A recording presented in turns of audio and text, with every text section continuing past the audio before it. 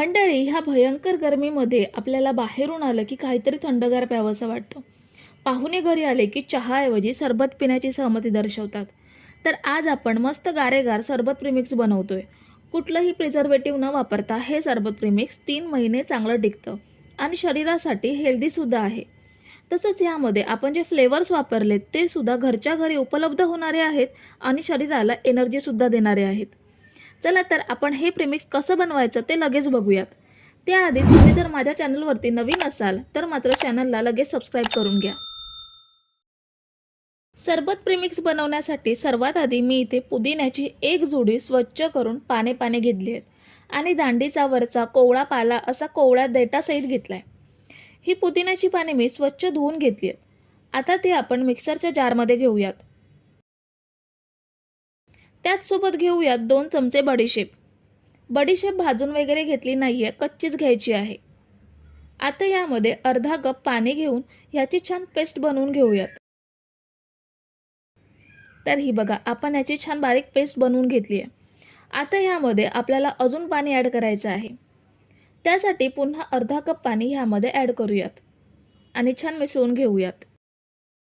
आता आपण जे प्रीमिक्स बनवणार आहोत ते 3 महिने चांगलं टिकवण्यासाठी इथे आपण प्रोसेस करून घेतोय. गॅसवरती मी पॅन ठेवलाय. त्यामध्ये 1 कप साखर घेऊयात. वजनाने ही साखर अंदाजे 150 ते 200 ग्राम एवढी आहे. साखर थोडी कमी जास्त झाली तरीही चालते, कारण आपण जेव्हा सरबत बनवतो तेव्हा साखर ॲड करावीच लागते. साखरेमध्ये सेम त्याच कपने 2 कप पाणी घेऊयात. आता आपल्याला मीडियम गॅसवरती साखर छान वितळवून घ्यायची आहे.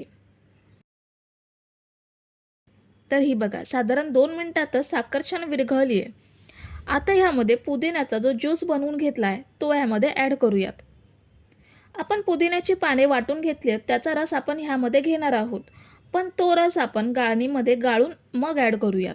कारण पुदिन्यांची पाने चांगली बारीक वाटली जातात, पण बडीशेपचे मात्र काही कण असतात. ते सरबत पिताना तोंडात येऊ नये म्हणून आपण हे गाळून घेतोय. गाळून घेतल्यावर गाळणीमध्ये जो चोथा आहे तो फेकण्याऐवजी त्याचा वापर आपण ग्रीन पुलाव, ग्रीन चिकन म्हणजे ज्यामध्ये पुदिनाचा वापर होतो त्या पदार्थांमध्ये आपण हा चोथा अवश्य वापरू शकतो. फ्रीजमध्ये हा चोथा आठवडाभर चांगला राहतो. आता आपल्याला हे पुदिन्याचं ज्यूस 8 ते 10 मिनिटे चांगलं उकळून घ्यायचं आहे. आपण ह्यामध्ये कुठलंही प्रिझर्वेटिव्ह वापरणार नाही आहोत, म्हणून हे 3 महिने चांगलं टिकण्यासाठी हे उकळून घेणं आवश्यक आहे. त्यासाठी आपण हे मीडियम गॅसवरती छान उकळून घेऊयात. पुदिन्याचं पाणी उकळेपर्यंत आपण एका वाटीमध्ये 2 चमचे सब्जा घेऊयात आणि पुरेसं पाणी घालून हे 10 मिनिटे भिजवून घेऊयात. आपलं पुदिन्याचं पाणी सुद्धा 8 ते 10 मिनिटे छान उकळून घेतलंय. आता ह्यामध्ये काही फ्लेवर्स ॲड करूयात. सगळ्यात आधी घेऊयात अर्धा चमचा जिरे पावडर. जिरं भाजून त्याची पावडर करून मग ॲड करायची. त्यानंतर घेऊयात अर्धा चमचा काळी मिरी पावडर. काळी मिरीसुद्धा हलकी भाजून त्याची पावडर करून घ्यायची. त्यानंतर जाईल अर्धा चमचा चाट मसाला आणि अर्धा चमचा काळं मीठ ॲड करूयात. आता सरबताला छान हिरवा रंग येण्यासाठी मी इथे 2 चिमूट एवढा हिरवा रंग ॲड करते. रंग वापरणं ऑप्शनल आहे, पण पाहुण्यांसाठी आपण जेव्हा सरबत बनवतो तेव्हा ते चांगलं दिसावं यासाठी फक्त 2 चिमूट एवढा रंग वापरलाय. आता हे छान मिक्स करून साधारण मिनिटभर हे छान उकळून घेऊयात. तर हे बघा, साधारण मिनिटभर आपण हे उकळून घेतलंय. ह्यामध्ये अजून एक महत्त्वाचा पदार्थ ॲड करायचा आहे, पण त्याआधी आपल्याला हे सिरप थंड करून घ्यायचं आहे. तर सिरप आपण थंड करून घेतलंय. आता ह्यामध्ये आपला महत्त्वाचा घटक ॲड करूयात, तो म्हणजे लिंबाचा रस. इथे मी 2 लिंबाचा रस काढून घेतलाय, तो ह्यामध्ये ॲड करूयात आणि छान मिसळून घेऊयात. तुम्ही जर इथेपर्यंत रेसिपी बघताय तर तुम्हाला एक विनंती आहे की व्हिडिओला एक लाईक जरूर करा. आता मी तुम्हाला 2 पद्धतीने ज्यूस बनवून दाखवणार आहे. सर्वात आधी एका भांड्यामध्ये 2 कप एवढं पाणी घेऊयात. पाणी मी इथे थंड वापरलंय. जर बर्फ ॲड करणार असाल तर साधं पाणीसुद्धा वापरू शकता. ह्यामध्ये 1 चमचा भिजवलेला सब्जा ॲड करूयात. पाण्यामध्ये छान मिसळून घेऊयात. आता ह्यामध्ये अर्धा कप पिठी साखर घ्यायची आहे. अख्खी साखर विरघळायला टाईम लागतो, म्हणून आपण झटपट सरबत बनवण्यासाठी पिठी साखर वापरतोय.